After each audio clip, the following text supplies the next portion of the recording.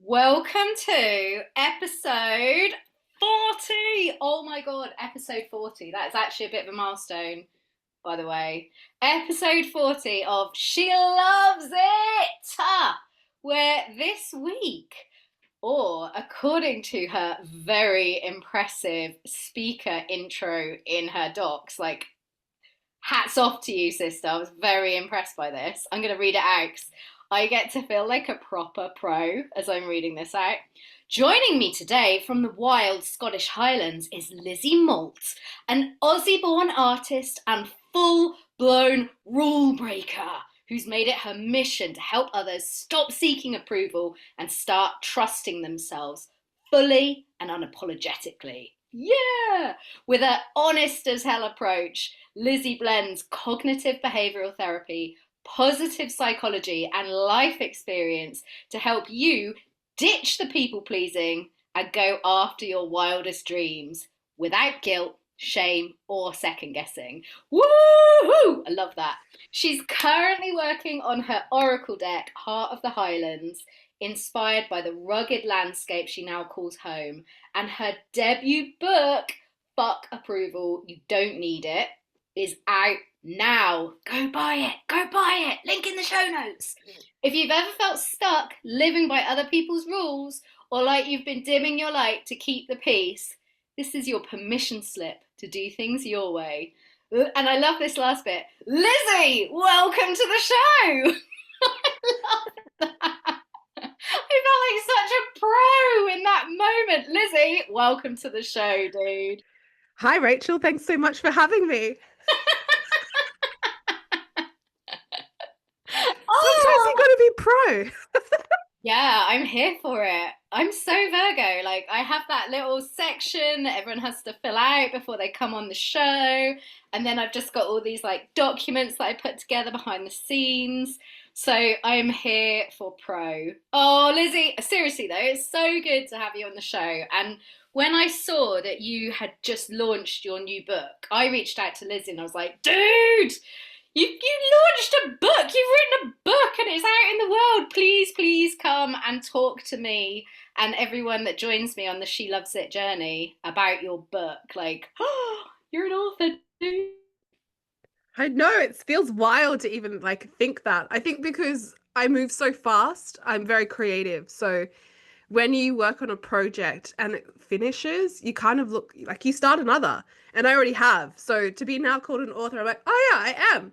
Yeah, but that was like 6 months ago. Or longer, but yeah.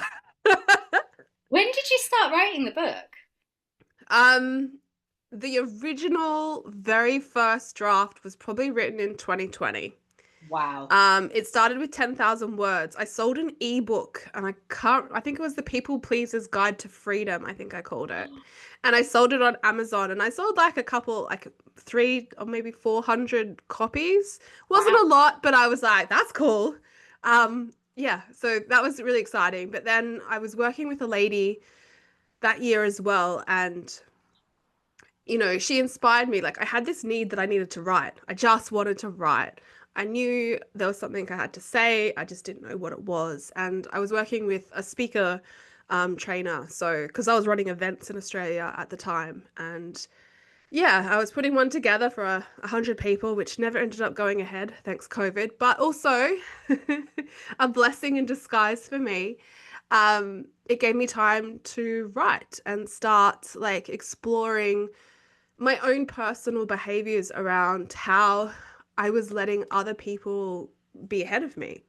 Now, what I mean, like, perfect example, when you're in the coffee queue, right? At your local cafe getting a coffee, I'm always the one to shift how I stand to accommodate maybe the person in front of Lizzie, me. Yes. don't know if it's mine or yours, but the internet keeps cutting out. Oh, it shouldn't be mine. Can I just, I'm just gonna pause. Sorry, everyone. Pausing one sec. Right, guys, sorry about that. I was going to say Amy. We were just talking about Storm Amy off air. So Lizzie, as I said, is in the middle of the wildest parts of the Scottish Highlands, which are already wild as fuck anyway. And I am in the arse end of nowhere on Exmoor with also questionable internet. So we have had a little bit of switching in and out. So I apologise for that. Bear with us because you are going to want to hear what Lizzie has to say. So Lizzie, we were just at the point you were telling me about how you were in Australia, COVID hit and you had to make a U-turn and you were going to tell a story about being at a coffee shop, I think. Yes. Thank you for remembering that. I already like blanked out on the view. Welcome.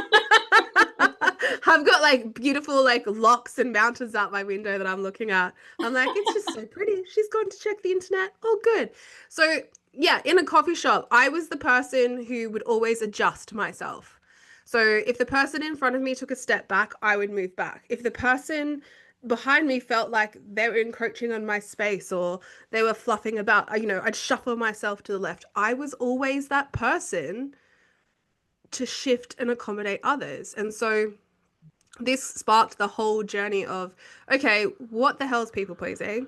Why, like, am I seeking approval? Because, at the time, like, I was trying to run businesses, get things off the ground. And, like, yes, there were some successes, but I just felt like I was constantly pushing. And yeah, it sucks. It led to burnout. No one wants that. So my journey then began to, like, journal every day about how little moments like the coffee shop, say, for example, or, the school pickup, you know, do Like, you let how did someone, it manifest at the school pickup?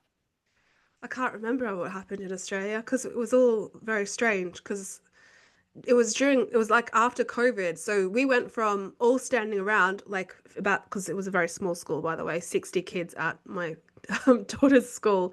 So all the parents, we always just hang out the front gate having a chat. To Yeah. all of a sudden now we have to do this like weird like pull around rotation thing in your car where you weren't allowed to get out, and it was all very strange. But like, you know, a lot happened during COVID for a lot of people. Totally. For me, I was like depressed as hell. I became like my own worst enemy. I became so, I want to say self-absorbed, but in a way of like self-exploration, in a good way. Because Yeah. I was so stuck in my head. I'd found out, I think it was about 6 months prior to COVID happening, that I was diagnosed with what is it?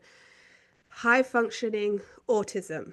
So I'm autistic, so I'm a big feeler. So they're like, well, it's really normal for you to accommodate others. Like it's a normal behavior because it's a survival skill. And I was like, yeah, but is it? Like my brain's super active. The way I feel others, like it's a lot. It's like, but you've got the skills to communicate. So when you then dive into like getting diagnosed, going in denial for a while, to then a depression, cut off from the rest of the world, thanks COVID, it was like, oh, how do I interact again with people? It wasn't easy for a lot of us, we had to come back out of our shells. And So you've gone in as one person, had this pressure cooker, and come out as a completely different person. yeah, I'd say so. Like you had to you know, when you get, if you've never considered the fact that you might be wired differently, and then suddenly you get like an actual diagnosis, because I know a lot of us like are living with kind of a pretty sure I'm not wired like a lot of people, but no one's Yeah. ever confirmed that. Well, Like, that's exactly it. yeah, I was 36.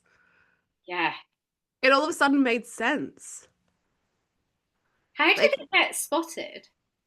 I was seeing a psychologist for a while, and yeah, he's like, yeah, you need to explore this. And he dropped in like one of the first sessions, but I just didn't take like any notice of it. I was like, oh yeah, whatever.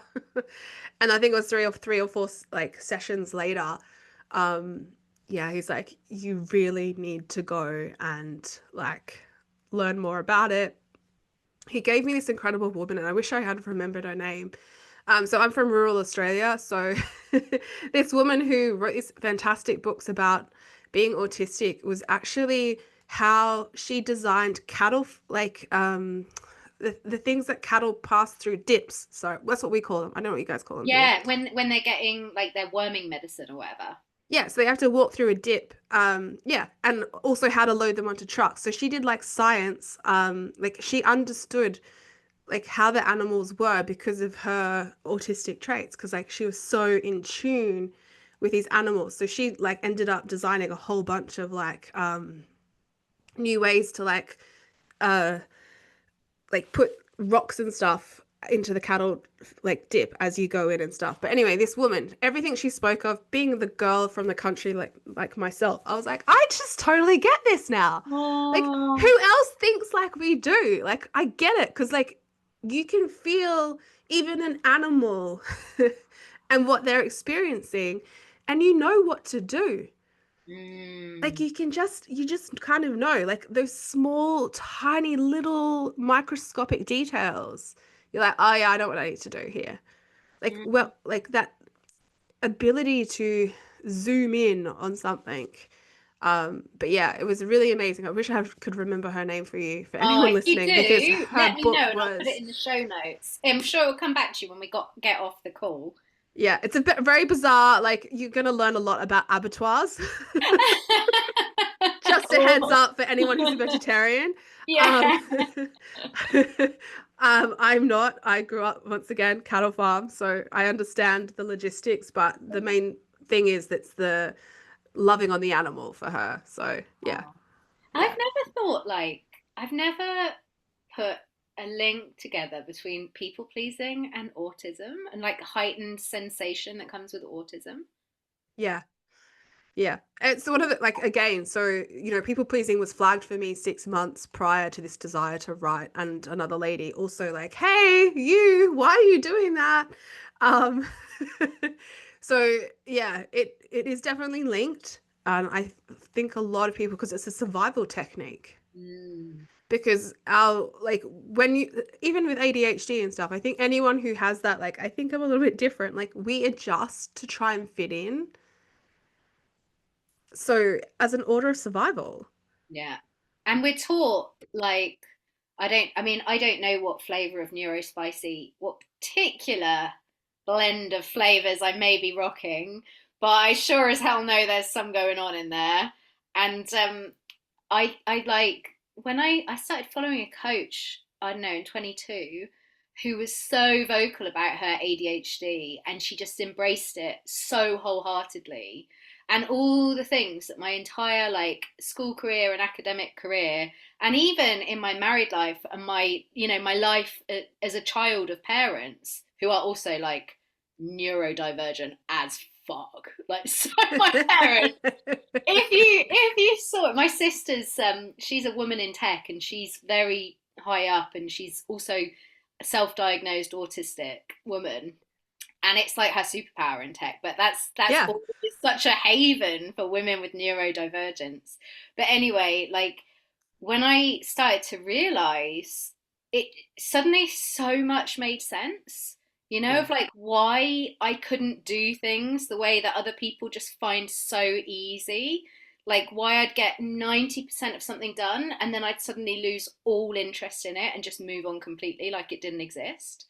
And Yeah. like why I would like to have 50,000 projects on the go at once and like flitting between them would like turn me on and excite me and I'd be able to hold all of those things. But it's like you don't, we're not taught, are we, to love and accept and see the brilliance of minds like ours that are so different and wired so differently.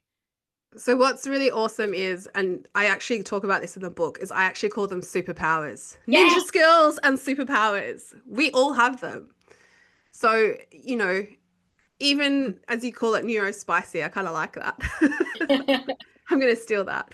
Um, I stole it off someone and I cannot quote them because I can't remember who it was, but I love it. but I think even if you're not feeling that way, also, like we all have superpowers, super skills, and ninja skills, as I say, like that make us who we are. And Mm. I think, when I was diagnosed, I was like, oh, yay, I get it. But I had to really like go, well, what are my quirks? Because the great thing for me was I was informed that there's many like facets to autism. So, I'm highly sensitive. Not everyone is highly sensitive or that has that emotional um depth. And the Or, connection with animals that you were talking about. yeah. Whereas like you just mentioned your sister and tech, right? Like, okay, so she's got a great mind, someone who can actually go in and cognitively like work all those bits out. Like I have a bit of that, but there's people who've got it like 5 times better than I do. Like I love a problem solving. Or we've paused. Are we good? Did sorry, you were just saying about my sister in tech and with a great mind. Yes. So with the great mind is that ability to solve problems. And I think some people have like the greater ability to see all those working pieces. Mm. Whereas, like, I have a small component of that, but not as great. And that's the beauty of, like, I think for all of us, not just if you're neurospicy, I think we all have those different strengths. And I think as soon as we discover what they are, we can actually nurture ourselves a lot better. So, discovering, like, okay, I actually have been creative my whole entire life. Why the hell have I not, like, just looked after that? Mm. Whole entire life. Like, why is that, like, went out the window for a time being? My love for nature, Mm. my love for people interactions, the ability to play in the dirt. Like, I need that. Don't take that away from me. These are my things. They might not be yours, but we can still jam. But, like, that's the great thing because then you start really looking after yourself. And right, I've got a question for you because this is something I think about. Like, I hadn't quite realized. No, okay. So this is my brain being like, ooh. So for context, everybody listening, Lizzie and I met at the Mind Body Spirit nearly a year ago, and Yeah. I was like, oh my god, I really like her. I really like her vibe. We had a lot in common because my mum's Australian, so we had the Aussie connection. You grew up in rural farming, arse end of nowhere, Australia. I grew up in rural farming, arse end of nowhere, England. We're both doing this work around kind of claiming our dreams, unshaming ourselves, being unapologetically like true in who we are and our expression. And I don't think I'd quite realized like, oh yeah, and we're both like, I'm not really quite so honest as hell as you. I'm a bit more soft. I'm still in my people pleaser a little bit, to be honest. Like, honestly, it's some of all the work of self love that I've done, it's one that I still have not managed to crack. So I'm fucking buying your book, bitch. Get in that book. I'm diving in and I will report back on this podcast how I go. In fact, I might even get you back on when I've read the book and I can be like, what about this, Lizzie? What about this, Lizzie? What about this, Lizzie? And you can like Love sort it. my Challenge shit me. out. I'm like, do it. Yes. Yeah, you can literally sort my life out live on air. But I hadn't realised how much crossover there actually is in the work that we do. Like we've got really similar vibe, I think. We're both that kind of like really down to earth, really grounded, don't take shit seriously, but also take shit seriously, wildly creative, feet in the dirt, head in the cosmos, like I feel like there's a lot of crossover, but I was really curious. Like one of the things I think about with my work is I always imagine somebody coming to me and me being like, yeah, exactly like you were saying, you've got to lean it, you've got to discover your strengths and you've got to like allow yourself to be who you are. But I always imagine that person being like, I literally have no idea who I am anymore. And people always say, go back to what you loved as a child. But for me, I have no memory, and I'm like, I don't know. I used to like reading books, maybe. But like, what? How do you? That's a really 10-minute way of me literally asking one question. How do you, and how would you counsel somebody to get in touch with their unique strengths? Two things. One is play. you have to play, um, and treat it like a game. But the second is also to work out what you don't like. And I think most people would actually automatically go, but you need to just focus on what you do like. No. I'm actually, this is me and my very like straight to the point. If you don't like something, you know that. So you can kind of cross it off the list, right? I went to line dancing and it sucked balls. Cool. Like, FYI, I do love line dancing. So this is not a personal example. I don't like olives, okay? That's a good example because it's true. I don't like olives. Now, my husband will always test me. What do you mean you don't like something? You shouldn't not love any, like all things food. And I'm like, no, I just don't really love them. Serve them warm at like a Spanish tapas. I will eat them and actually be like, oh, these are really nice. But for the rest of the 364 days of the year, fucking hate olives. I'm okay with that. But that also gives me room to go, well, if I know that about myself, well, what else is next? Like, what's next? So this is why the element of play needs to come um into motion, especially if you don't remember a lot of the stuff from your childhood and things like that. Like, I would challenge myself, give myself like a job. I call it a job. How funny. A task for a month. So, say for example, your first task is line dancing. Rachel, you have to go do line dancing for a whole month. Now, that could just be a weekly class or maybe a 1 day workshop, but you're going to really like try it. When you do it, like you go, oh, okay, what does this bring about in me? Because the thing is, when you become alive, you know, like this is good for you, right? Yeah. So you want to do more of it. So, and it's a trial and error situation because if you sent me to like, I don't know, what's like I do love Indian, but I don't do spicy. So that's a really good example. So, okay, I have Indian cooking week, cooking month. Like I'm just gonna cook Indian food. And I go to these classes and they're like, 8 chilies. And I'm like, one. They're like, no, eight. And I'm like, no. Well, okay, we've assessed that it's the chili is like there's a barrier, but I'm still enjoying this whole thing of cooking and tempering spices because like like cooking is very complex. Mm. You know, you got to dry fry, then you oil fry, and then you add things, and then you add more things, and like it's just layering and layering and layering. It's amazing. But you know, I can find beauty in that, but Mm. it might not become a thing, Mm. and that's okay. So it's like knowing which ones are the ones that are going to go, whoa, magical sparkles are happening, or is it like, yeah, this is cool, but I'm ready for the next thing. Because I think for a lot of us, when we say that we're lost, you know, it really comes back to us knowing ourselves, and in order to do that, we need to actually live. Mm. And this is why that element of play has to come in because we've actually got to put ourselves on the line. No one's going to come and rescue us. No one's going to come and save us from our own self of what the fuck am I supposed to do? You need to work that out for yourself. But that journey can take anywhere from, I don't know, 5 days, depending on how magical you are, to, months, years. It could take, I don't know, a decade. Like I look at where I am today and what I'm doing now. Like I can probably put hands on like the earth and just be like, I'm fucking here. I've arrived. Oh.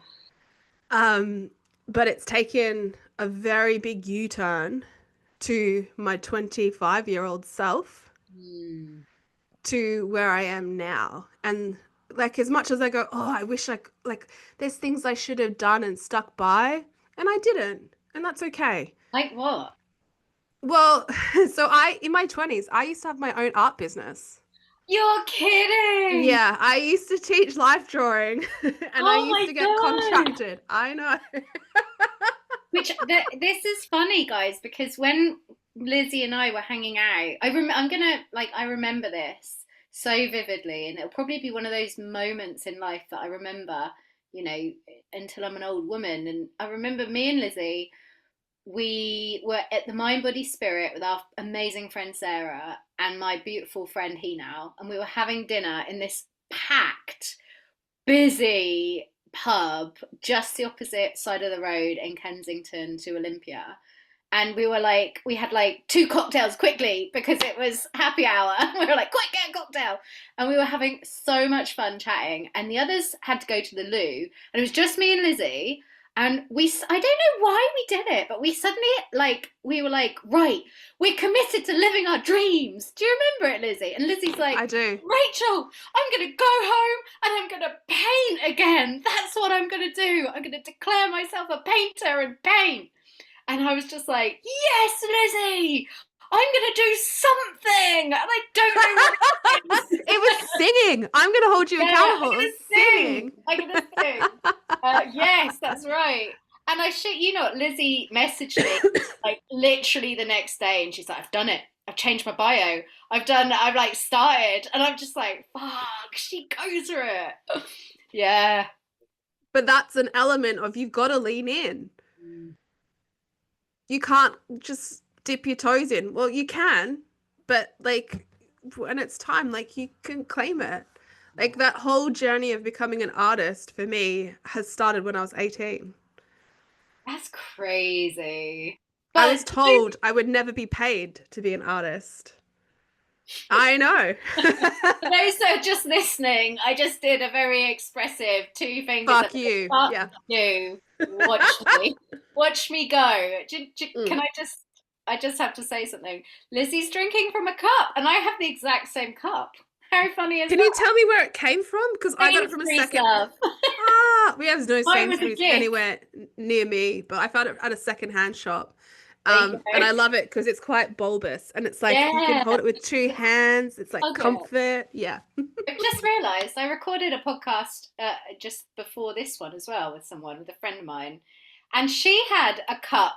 I didn't clock it at the time, but I'm just remembering that I did clock it on some level. She had the same cup that my husband's got. So how weird is that? It's like Oh, synchronicity for the day. synchronicities. But that's my thing too, is the reason why I ended up now becoming a full-time artist is because probably, was it about this time last year? I actually sold in a day all of the art in my office. So I had an office, I was doing cognitive behavioral therapy, and yeah, just one day I had like a succession of clients come in. You know, people have been in there several times and like, hey, do you reckon I could buy that painting? And I was like, sure. Some ludicrous price, which it should never charge. FYI, anyone who's starting to be an artist, do not undercharge. Start. Oh. Be respectful of other artists. Art is worth money. But you know, I still charge, but I probably should have charged more, but that's okay. You didn't know that I was going to end up like that. But then I was just like, oh, okay, like my artwork, I've got to make some more to put up. And that sold, you know? So it's like, okay. Yeah, I kept selling art off my office walls from, yeah, my clients, which was insane. And then obviously the Oracle deck came as an idea, which happened the first Mind, Body, Spirit that I met you. I don't know if I shared this story, was I went in November, so the Birmingham one, and I went to Karen's little Oracle situation tent Karen thing. K. Karen K, we love her. Karen K, the fairy goddess. Yeah, we had a fairy key thing. Anyways, she's like, you know, we're getting a message while we're there. And I was like, okay. I'd actually gone with my manuscript in my bag because I wanted to run into a lady who I met from Hay House at one of the workshops. I'm like, I'm going to give her my manuscript. That's what I'm here to do. But Karen's event, like little thing, was the first thing on the Friday morning. So I was like, okay, I'm going to go to that.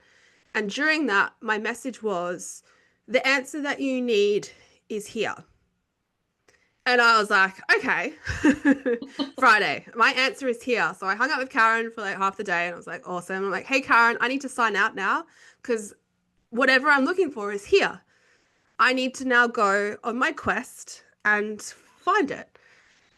Bless her, off I went and I walked around. That's you for just owning that. That's another example. Like that to me, don't lose your train of thought because I've interrupted. But to me, that is a powerful example of not being a people pleaser.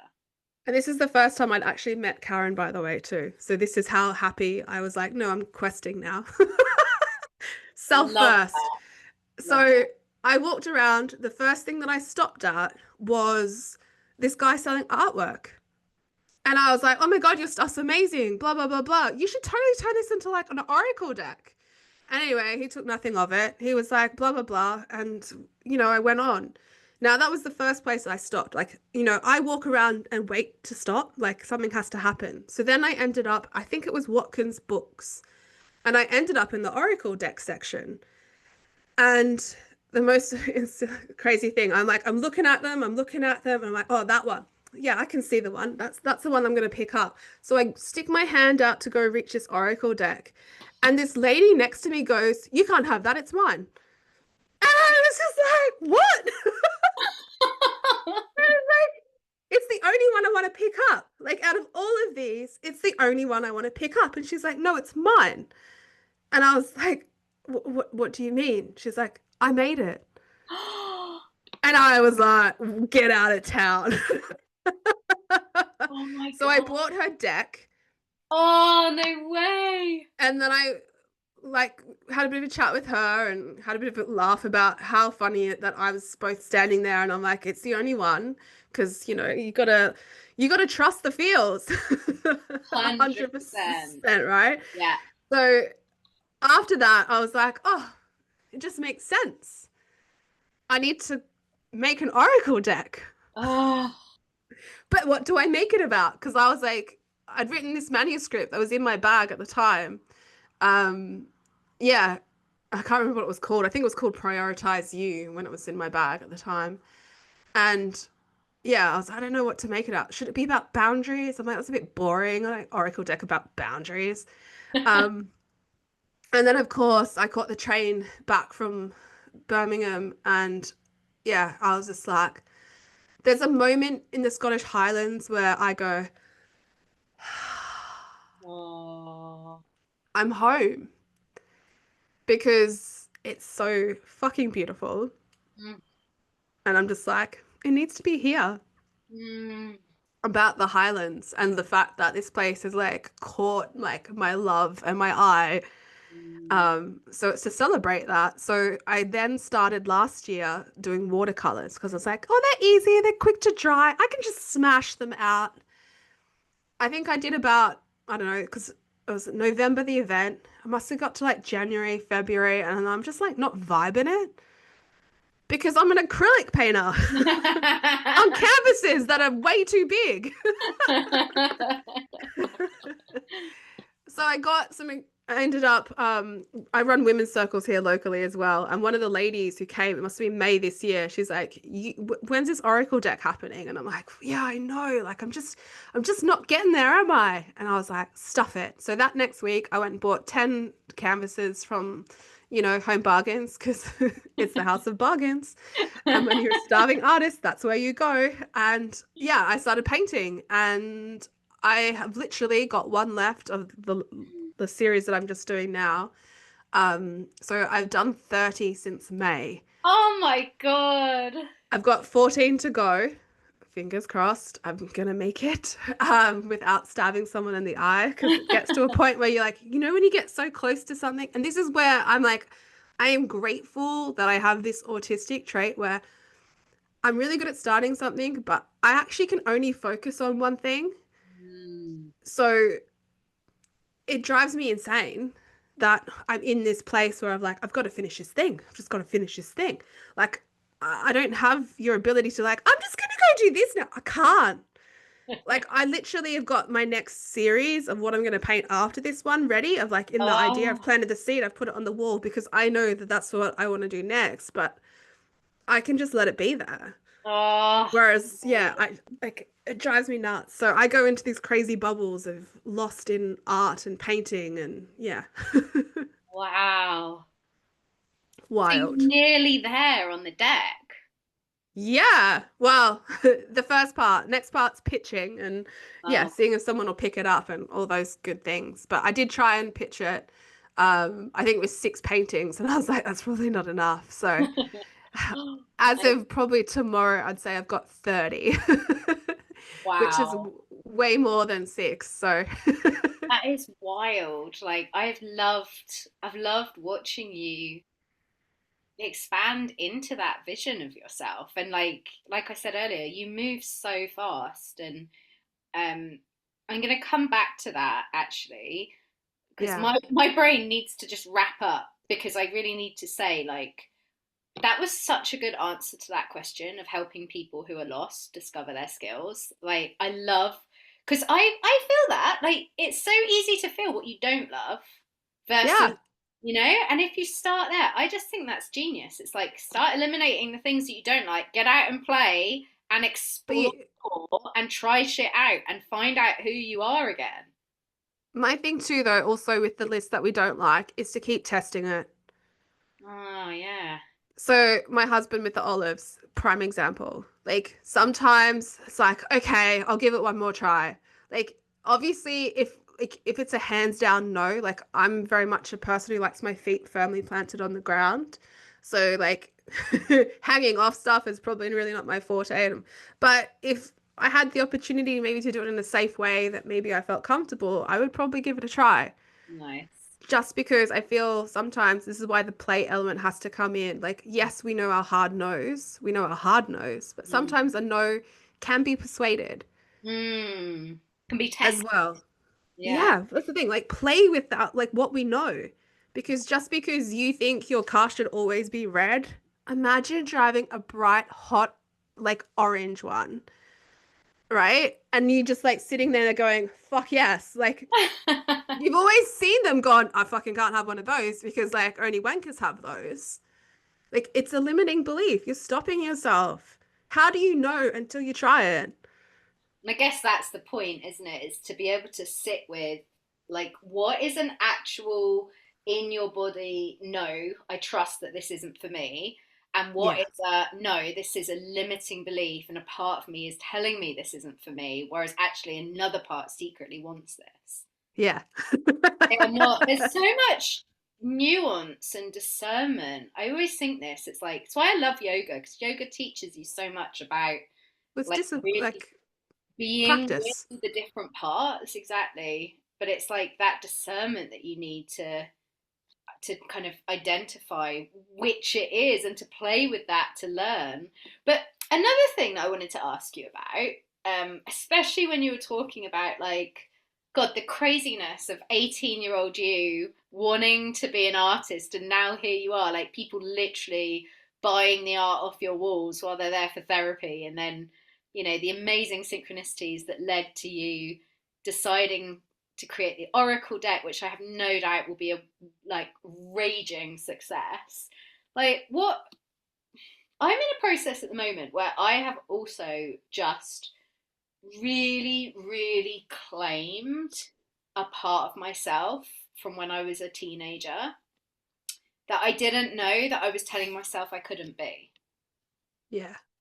And it's just, and the thing I've noticed is, like, the sheer fucking delight at being alive that has come back. Because you met me at a point in my life where I was really, really having a difficult time. Like, losing, I've talked at length on this podcast about leaving our family farm.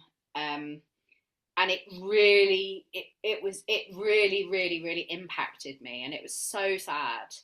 And yeah, and it's only, like, I don't know, the very back end of this year, like going to Ireland this summer, having the most amazing time. I just recorded an episode of that. If you're interested, guys, it's episode 38, and it's like I just lost all capacity to be in my audacious, creative, wildly confident, envisioning self. Like, I've been self-employed for 10 years. I've, like you, I've gone out and done thing after thing. I'm unlike you in that the gestation period from me having an idea to me actually doing that idea tends to be about 3 years. So it takes me ages to get there, but I do get there. But, like, yeah, it's just I lost this last year. It was the most disorientating thing, because I lost all capacity to my for my drive, my motivation, my vision, I hadn't even realized I'd stopped dreaming about anything. And I think a lot of people probably, like for me, that was deeply disorientating and disarming because I've never been in that place. Whereas I know a lot of people live in that place. And it's like with your lived experience and also your professional experience, like how do you think, because it feels to me like we've covered people pleasing, which is foundational. You can't live into your strengths and your ninja skills if you're people pleasing. Then we've covered how you discover your strengths and your ninja skills. And then the next level of that is dreaming and claiming those dreams. So like talk me through how you help people with that and how your book helps people with that. So first of all, I'm not one to say we should stay in this period for a long time. I often with clients, I would say you need a grace period. A grace period. Yes. So obviously, often, like when big traumatic things happen, it takes us time to process. Taken So me 18 months. I've given yeah. myself all the time I needed to let that process unfold. So my thing, and this is my catch, with especially since now we're getting to know each other quite well. You need to put a deadline on your grace period. So obviously, we can alter, but it's important to check in with it. So again, perfect example, you sharing about letting go of a family farm. Like that's huge. Like that's a big deal. So that requires a grace period. That means you are allowed to just be in that for the time being. But you should always give it that deadline. So say, okay, maybe a month. After a month, we're going to check in and just go, okay, how are we getting on here? Like, nuts. I'm still like drowning. Okay, cool. Well, do you think you need another 2 weeks or do you need another month? But it's that ability to take a moment. And that's the thing I think too for a lot of us. We don't take a moment. We're too busy running. Like I'm a runner, not in as the sense of like I'm a very good runner, as in physically moving running. But when I work on something, like I just run at it because that's how I'm programmed to go. However, for a lot of us, I can't remember where I was going with that now. That just completely went out the window. You got sidetracked at the thought of you running. Yeah, I was like, hold on, I that's maybe not what I meant. I'm like, physically running, no, like us people think as humans you were is talking about running. you're a runner, and well, I don't know, but I guess some of us aren't like me. Yeah, yeah, It took me 18 months to do yeah. that work. But if you take that pause, and that's the thing, as you said, yoga is really great. A bit of mindfulness is great. A bit of meditation is great, just to check in and go, well, how am I? Where am I at? Do I still need more time? Because I think also for a lot of us, we can let it go on for way too long. And, to be fair, 18 months, depending on the situation, isn't actually particularly long, depending on the circumstances and things like that. So please know that I'm not being like, you need to be over this in 5 weeks. No, that's not the case. We all have different like speeds in which we operate, but I want you to always have an end in mind. So say for example, you came to see me, you told me the story and it's like, okay, you need a month, you need to grieve this now. You've got a month. Go hard and grieve it properly. This is what the grace period does. It gives you that space to just be bleh. But then, whatever that date is, okay, it's time to check in. All right, how does it all feel? How am I feeling now? Am I done with the grieving? Am I not done with the grieving? You need to ask those questions and then determine, well, okay, I need more time, yes, to grieve, or to, no, it's time that I got my shit back together. But if that is the case, we actually have to start back at ground one. Interesting. Tell me more. So I've just got a friend at the moment who's got a family member just passed away, but they've not been to the gym now for what, 5 weeks? And I'm like, hey, if you go back, just because you know that you can lift what, 60 something kilos, you do not just go back in and do 60 kilos. You go back and start at like 10, 20.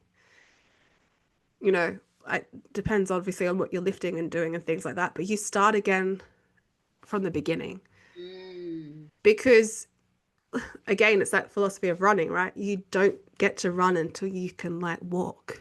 Mm. You have to build your So, yeah. And that too, like, there's this element of like refamiliarizing yourself too with the world. mm. Whatever's happened to you, you've just experienced that. No one else has. Mm. So it's you taking that big brave first step of coming out. And like, okay, well, I used to love yoga.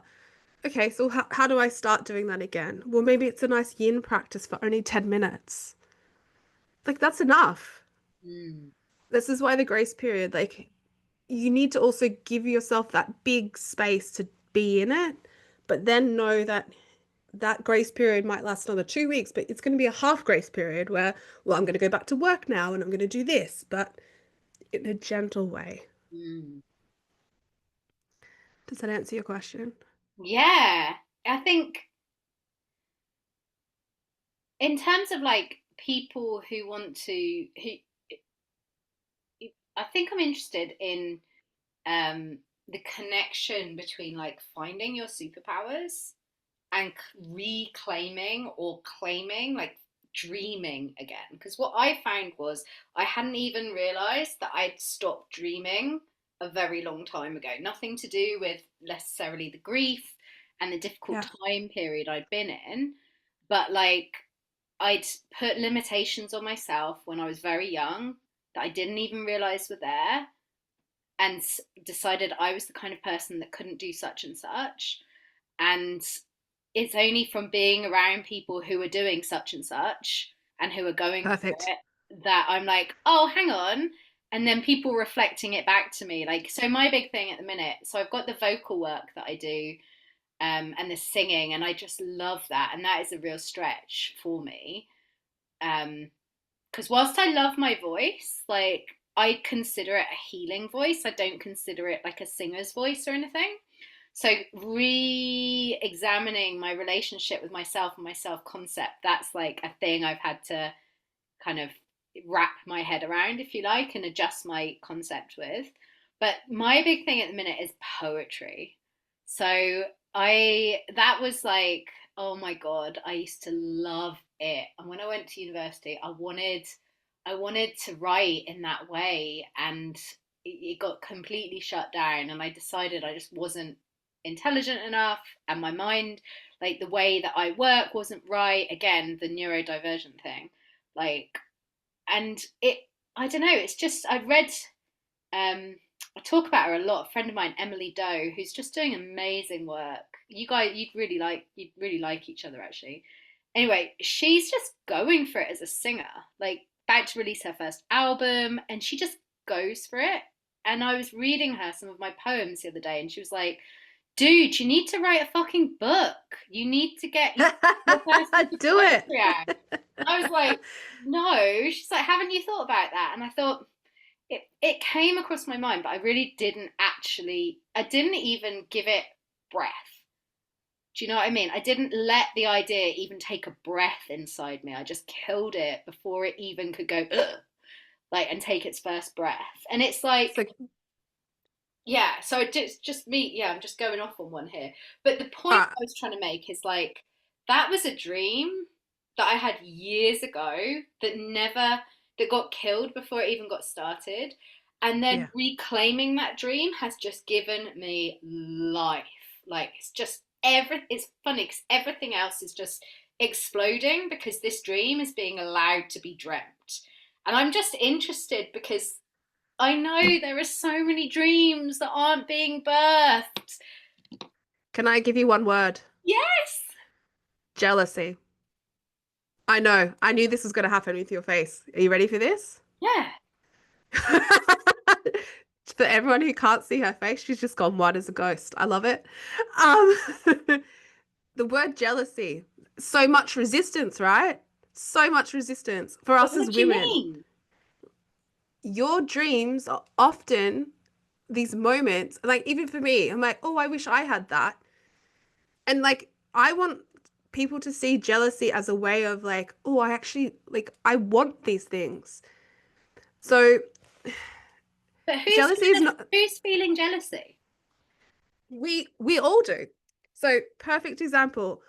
What I'm loving is that my friend is going all in. Like your dream, like currently you're seeing it from someone else. Like it's not like jealous and like, don't think of it as a bad thing. Think of it as like, oh, it sparks something in me Yeah, because I I feel like it's secretly want resonance. this. Yeah. It doesn't, and I guess that is This is why I say this like, word because it's yeah, so much. People are like, ugh, but I'm like, no, no, you're getting like this emotional response because you yeah, want it. it It's not a definitely, bad thing. no. And I totally hear, like, I totally feel that emotional response that, like, oh, but yeah, Yeah. it definitely doesn't feel jealous. Like I know that's just a word Oh, you're using. so don't think it about that person. It's about what they have. Yeah, but it still doesn't feel like, because I know what So, jealousy feels like. Like I know the Sorry, I'm so fucking. I did this with my last wonderful person. No, I love what you're saying. Not for me, but yeah, it's like I used to feel so triggered when other people, like, I hated it in myself. So I'd see people and they'd be like other yoga teachers in the area and they'd be doing their thing. And that was, the feeling of jealousy there was completely different than what I feel when this is like, it's possibility. Do you know what I mean? Like there's no negative tinge in it in so my body at all. It's oh, just I wasn't saying good. about your situation right now with that friend because you Oh, okay. see you okay, this is the thing. You can I'm see leaping right what in. that emotion does, okay? Yeah. You understand it now. Not everyone does. So if you're starting from the very beginning when you're triggered by jealousy, because that's the thing, like even if we went back to your yoga pre-days, like there was a like, well, I want to be doing that. It's I not want people to it's say nice things about me and yeah, my it's not classes. a personal and like jealousy is not being personal. I want you to go when you're scrolling Instagram and you're like, oh, I wish I was going on that holiday. Like and you have that train of thought, just hold up a second, girlfriend, and just take a second. It's because you fucking want the holiday. If you want to find your dreams, get triggered. Ah, And it's so always good. so that's what I'm saying. Like there's an element of jealousy, like at the very beginning. If you understand this thing, you and I don't see jealousy anymore. No.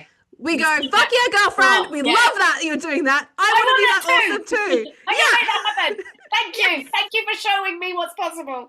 Correct. But if Yeah. you don't have that in your brain wired yet, I want you to see when, your friend gets a new car and you're a bit like, oh, like a little piece of you feels like it's dying. It's okay. It's not about you. It's not about them.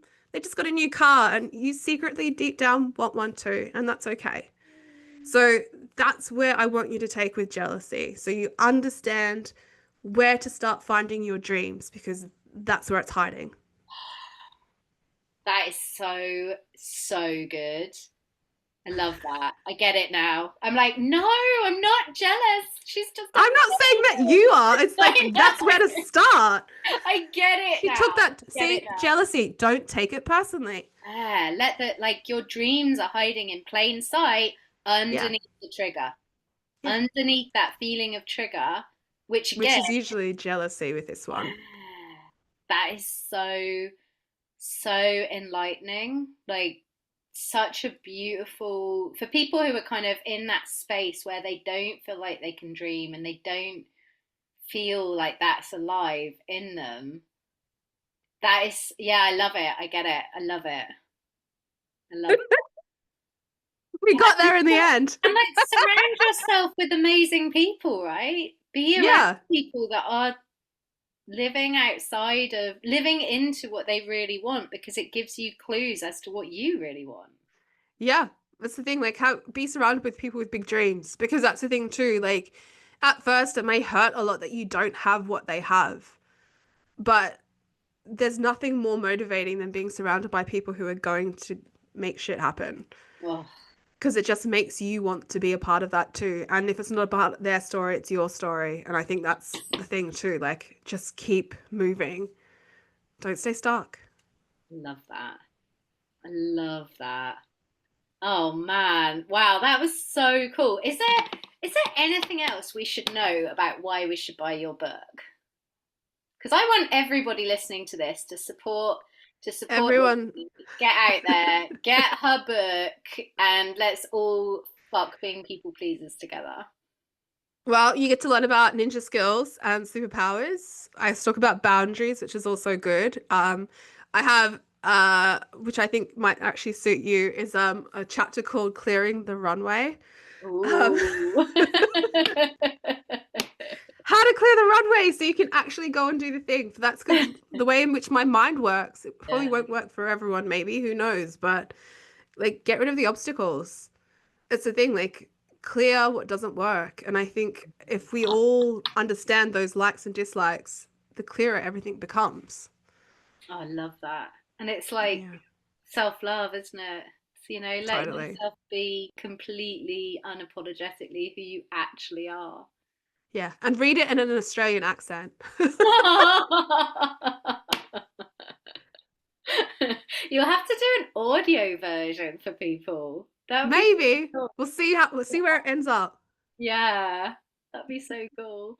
So, Lizzie, where can people find you and your incredible art and the soon to be birthed Oracle deck and your amazing book? So you can find me at my website. So Lizzie Moult, LIZIEMOULT.com.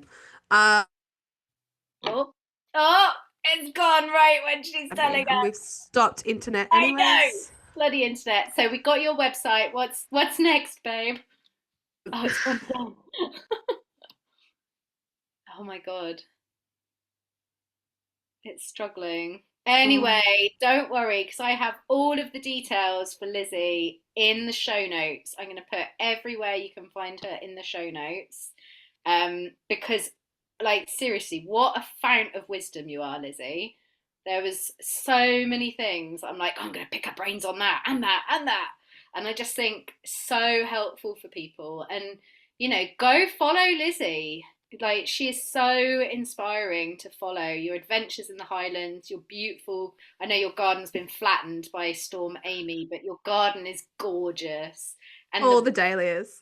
Oh, I love dahlias, and like the work that you're producing is just stunning. So, yeah, if you want to be around somebody who is dreaming big and unlike me, who moves at the pace of a snail, Lizzie moves at the pace of a cheetah.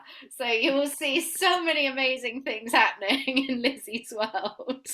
It's not a race, just a heads up. It's never a race, everybody, ever. We all have our own pace. I currently have a sloth as for a child, but also probably not so much a cheetah, but maybe more of a galloping horse. Oh, Yeah, so two opposite scales. I'm like, there's always a pace for everybody and the way in which things flow. It's just, yeah. so true. It's so Thank you for having me. My pleasure. It was so fun. It's so fun. Go buy Lizzie's book. And this has been episode 40 of She Loves It. I Woo! know! Get me! 40 episodes. I'm celebrating myself. Woohoo, woohoo. Um, Go follow Lizzie, buy her book.